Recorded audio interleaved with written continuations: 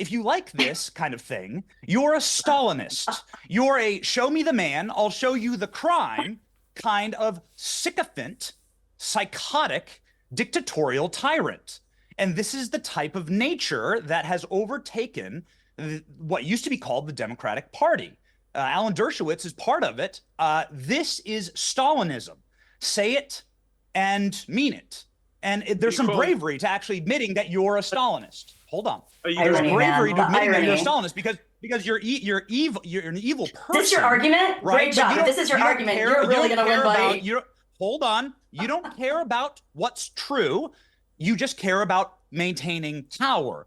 And that's, I mean, it's a brave thing to admit that. I think it's morally repugnant. I think most people believe that. But you would be the same type of person who'd be celebrating in the street when Nelson Mandela got locked up. So in this one, Benny Johnson pulls no punches in this conversation with David Pakman, Alan Dershowitz, and this chick that doesn't have a good microphone, sounds like she's in the bathroom. But he does exactly what the culture needs right now. We need to publicly shame these people, these Stalinists, these communists, whatever you want to call them, because the longer they're allowed to operate in the shadows, the more damage gets done to our country. So let's get into it. This is a fun one, and I know we're going to enjoy it. Okay. David Pakman, I saw you smirking quite a lot during what Alan was saying, but Alan, as he said, he's not a Trump supporter, and he is one of the most eminent lawyers in America. Does it not concern you that the glee that currently is spewing out from every Democrat pore might be tempered by a pretty hard reality shock if it plays out the way Alan suggests? Well, I agree with much of what Alan is saying, and not all of it. He's a lawyer. I am not. And to some degree, I don't even know why I'm here, but we can discuss that part later. But I think Trump's going to lose either way. And why do I think that? Because Republicans have lost everything since Trump won in 2016. 2018 was a disaster. Trump lost 2020. The red wave of 2022 led to Democrats getting a bigger majority in the Senate. The 2023 special off-year elections, every abortion-related referendum, it's been a disaster. So Trump's going to lose regardless. I don't know how much of an impact this verdict is going to have, but we know what he was found guilty of. You can say, well, I don't know that they should have brought the case. There is prosecutorial discretion. Hopefully we'll talk about that with regard to Hunter Biden as well. You can say the judge should have recused himself because he made a $35 donation to Act Blue. But to succeed on appeal, you have to point to something the judge actually did that's problematic. And the lawyers I've spoken to can't really point to anything. So I think Alan makes some good points. I just don't see this as the crazy controversy that some are making it out to be. Well, let me explain why I think it might be, is that I can just see how this plays out, is that if Trump was to lose, last time in 2020, he went on a ridiculous campaign of trying to say the election was stolen. He's never produced any evidence to corroborate that. Right. It was ludicrous. This time, he's going to have, and by the way, we have the backdrop of the Hunter Biden case going on, where the laptop story, which was suppressed by social media, let's not forget, which could have had a material impact on that election. That is all going to get reminded into people's heads that actually, yeah, you know, that story was suppressed and shouldn't have been and could have had an impact. So you're going to have that as the backdrop for this. But if Trump was to lose it by a marginal amount, which it often tends to be these days, and I'm not even sure he'll lose, by the way, but if he does, he's going to sit back and go, well, it was literally stolen by this ridiculous prosecution. And I've been asking Democrats the same thing the whole time, really, which is when you look at this in the round, you've got Bill Clinton, who, while he was president, had sex with an intern in the Oval Office. You've got Bill Clinton, who paid off Paula Jones $850,000 for settling a sexual harassment case. While he was president, it didn't happen while he was president, but he paid her off while he was. None of that led to a criminal prosecution. And I would think many Americans, if they're just out of the toxic tribal loop, would go, well, surely even the Paula Jones one sounds a lot worse than a consensual fling with Stormy Daniels 20 years ago. So they will see a double standard and they will shout a double standard, and Trump will martyr himself at the altar of double standard, and he will have, I would say, a really compelling case where a lot of people who didn't agree with him about 2020 being nicked are now going to look at him and go, he's got a point. Yeah. The flaw is that there was nothing illegal about Bill Clinton settling that lawsuit, and they were not campaign contributions disguised in this way, which was determined to be criminal. I think Trump will make himself a martyr either way. He's a victim of the system of elections being rigged. He's a victim of the justice system being rigged. He's a victim of the media rigging his microphone and the temperature in the debates. He's always going to be a victim of everything. They've lost everything since 2016, Piers. Of course he's going to be the victim, because he can't just admit, for the last 8 years, I've destroyed this political party. We've lost everything since I became. Let him lose legitimately. Well, that's what I was about to say, actually. I was about to say, in that case, if it's so inevitable he's going to lose, why go down this route of really overinflating a state misdemeanor about a fling 20 years ago and then a bit of paper shuffling? Why do that with all the potential fallout and blowback? You've already seen Trump's raised $200 million since these verdicts came in. That can only help him. I just don't understand why Democrats would do that. Now, how do you not understand that by now, Piers? It's simple. The Democrats systemically hate Donald Trump. That's why there's a syndrome out there, a sickness out there, that's called Trump derangement syndrome. Benny, let me bring you in here. There is a but here. Yes, he's raising a ton of money, but also I saw a poll in Reuters saying that 10% of registered Republicans are less inclined now to vote for him. 25% of independents indicating they might be less inclined to vote for him. Now, it's the first poll really that's shown that, but if that starts to be a trend, and that is the effect of this conviction, that's going to be a problem for Trump.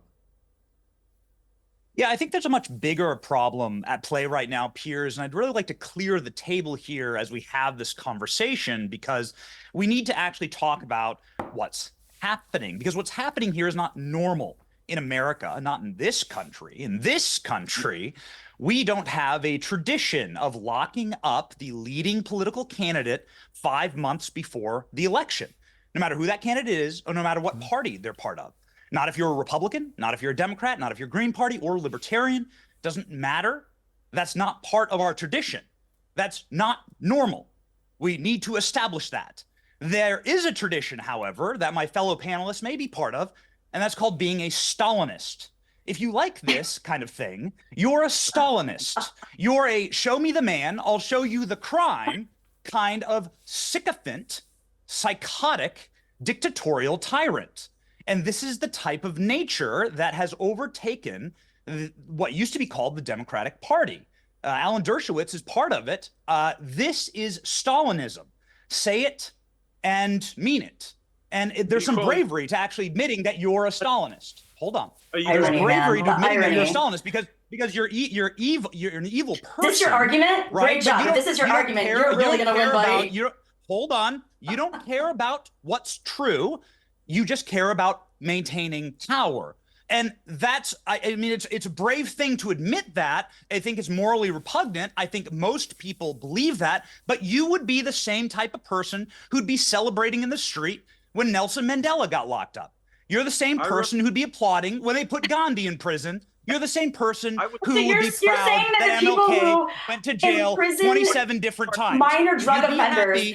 You're from the party that prosecutes. Hold on. Okay, let Benny finish, then I'll bring you in a minute. As long as I will not interrupt you, do not interrupt me. As long as the person stands against your power, you are the kind of succubus, sycophants for power, simps for power, who always coddle the Stalinist mantra, do anything, lock up anyone, and you'd be gathering firewood for Joan of Arc bonfires. I got one. Okay, Benny. Oh, man.